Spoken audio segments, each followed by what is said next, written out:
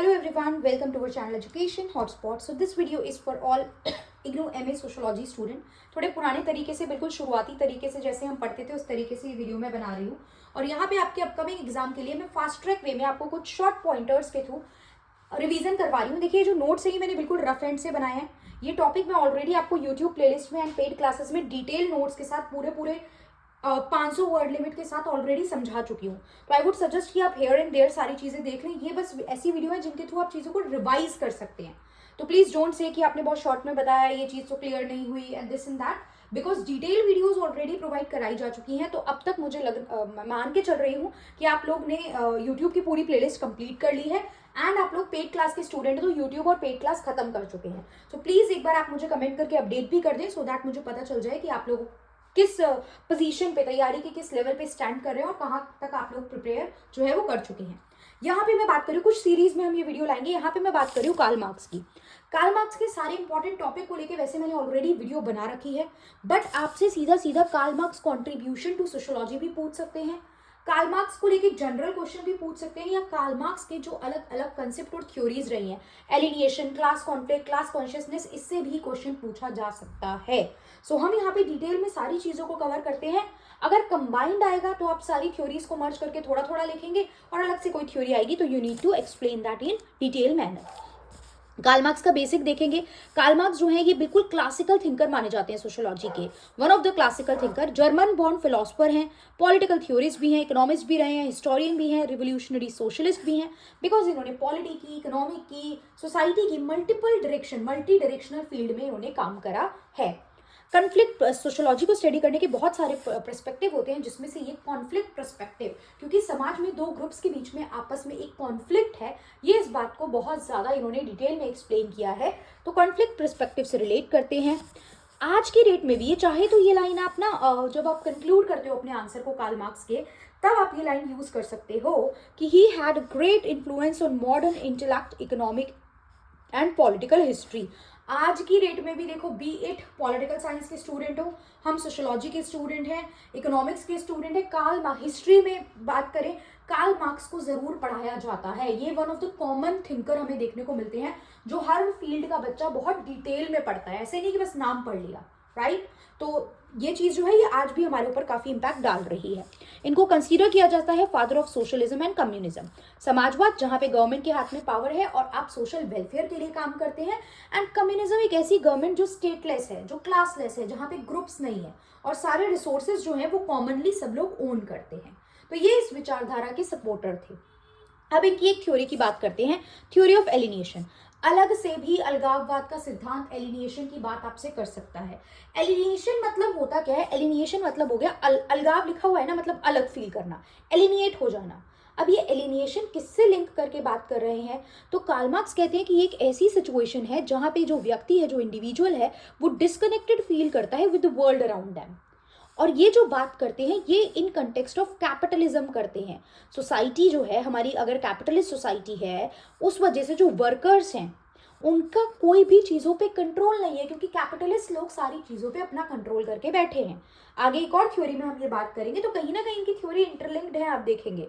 तो जो भी कंट्रोल है वो सब लोग कैपिटलिस्ट लोग लेके बैठे हैं, सारे रिसोर्सेज उनके पास में है, डिसीजन उनके हैं, और वहीं जो श्रमिक लोग हैं, जो वर्किंग क्लास हैं, they do not have any control और power over the resources, right. अब ये कितने टाइप की एलिनिएशन की बात करते हैं कि जो वर्कर्स हैं उनको अपने प्रोडक्ट से भी फैमिलियर फील नहीं होता, जो उत्पाद वो बना रहे हैं, बिकॉज देखो बना रहे हैं तो कैपिटलिस्ट लोगों के लिए बना रहे हैं, जो बना रहे हैं दे कैन नॉट अफोर्ड दैट, वो खरीद नहीं सकते हैं, वो उसका इस्तेमाल नहीं कर सकते हैं, बनाने के बाद पैकिंग होकर फाइनली मार्केट में जा रहा है तो उनको अवेयरनेस ही नहीं है उसके बारे में।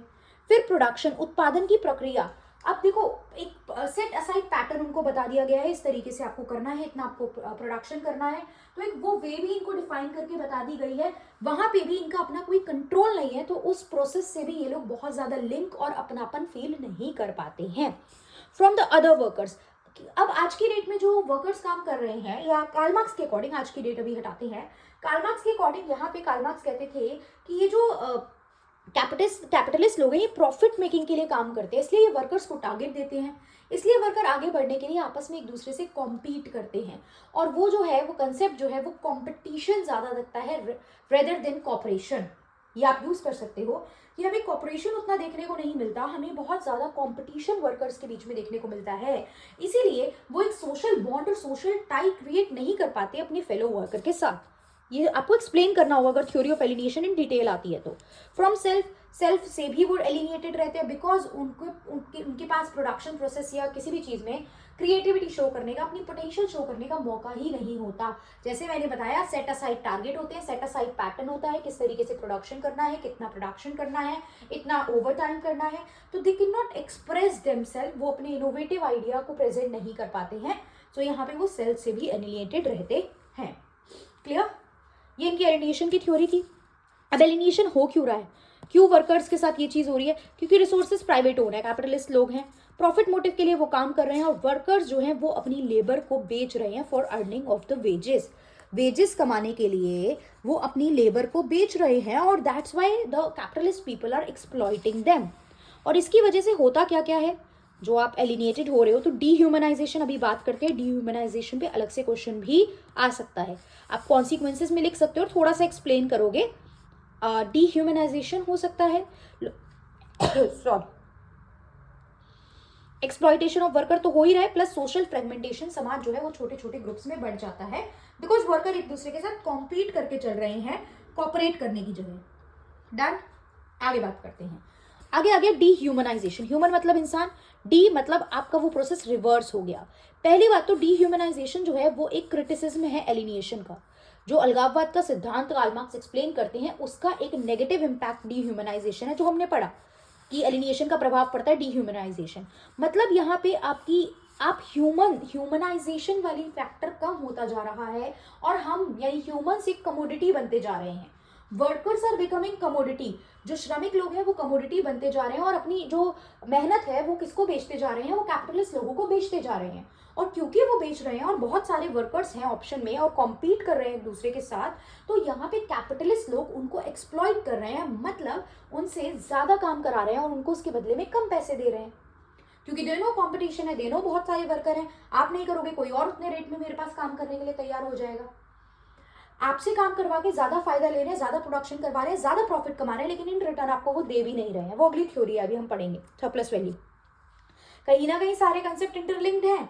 20 नंबर में आएगा तो जो टॉपिक पूछा है वो डिटेल में बताना, लेकिन जो रिलेटेड टॉपिक है, जैसे ये कौन सी, अगर एलिनेशन पूछा है तो सबसे पहले डीह्यूमनाइजेशन थोड़ी बताओगे आप, सबसे पहले कॉन्सिक्वेंसेज बताओगे, मतलब सबसे पहले ये पूरा जो मैंने बताया वो एक्सप्लेन करोगे और फिर लास्ट में कॉन्सिक्वेंसेज में डीह्यूमनाइजेशन आपको एक्सप्लेन करना है।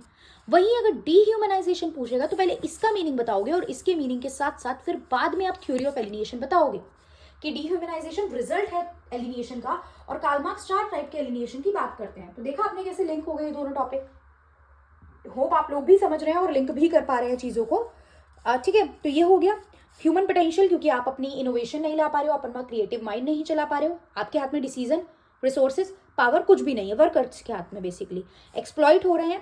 Plus isolation and competition, isolation अभी बताया ना, एलिनेशन अलगाववाद वाली फीलिंग रहती है और वर्कर्स में आपस में कॉम्पिटिशन रहता है।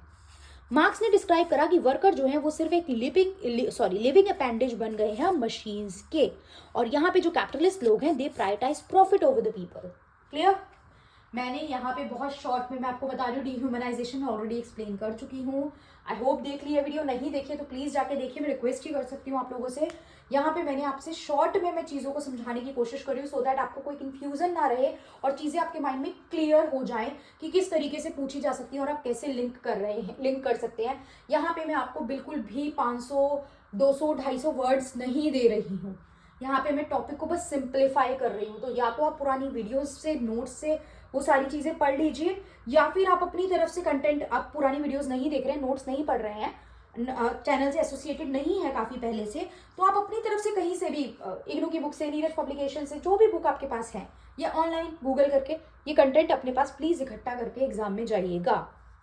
अगला कंसेप्ट है theory of surplus value. Surplus होता है एक्स्ट्रा प्रॉफिट। अभी जो मैं बात बोल रही थी ये बिल्कुल वही कंसेप्ट है। सरप्लस मतलब प्रॉफिट। क्या होता है कि जो कैपिटलिस्ट लोग हैं वो आपसे काम करवाते हैं, आपको वेजेस देते हैं, और जितना काम आप करके दे रहे हो उससे डबल प्रॉफिट कमाते हैं। तो उतनी प्रॉफिट शेयरिंग तो मिल ही नहीं रही आपको। प्लस जितना आप काम कर रहे हो, जितना आपसे ओवर वो काम ले रहे हैं, उसके बदले भी आपको पैसे नहीं दे रहे हैं, तो वो एक्स्ट्रा प्रॉफिट कमा रहे हैं।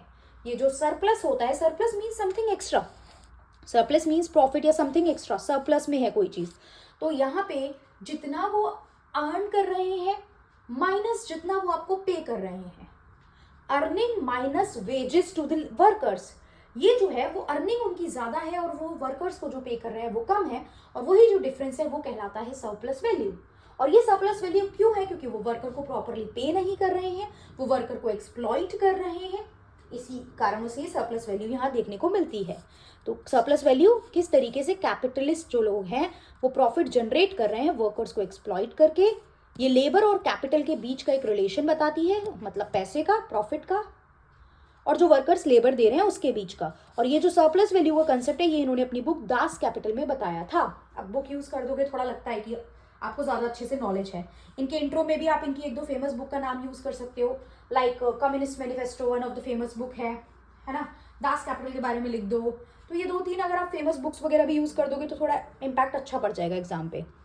फिर how value created by the worker, जो वर्कर्स वैल्यू क्रिएट करके दे रहे हैं प्रोडक्ट की वो ज्यादा है, exceeds the wages they receive, जितना उन्हें मिल रहा है उससे वो चीज ज्यादा है, विद एक्सेस, जो भी एक्स्ट्रा है वो लोग कैपिटलिस्ट अपने पास रख रहे हैं एज सरप्लस वैल्यू। तो सरप्लस वैल्यू कितना क्या हो गया? The amount that they are getting, मतलब minus the amount they are paying to the workers as wages. Clear? This is surplus value. अब सरप्लस वैल्यू भी अलग से कंसेप्ट पूछ सकता है बिल्कुल एग्जाम में। इसकी कंपोनेंट्स क्या है?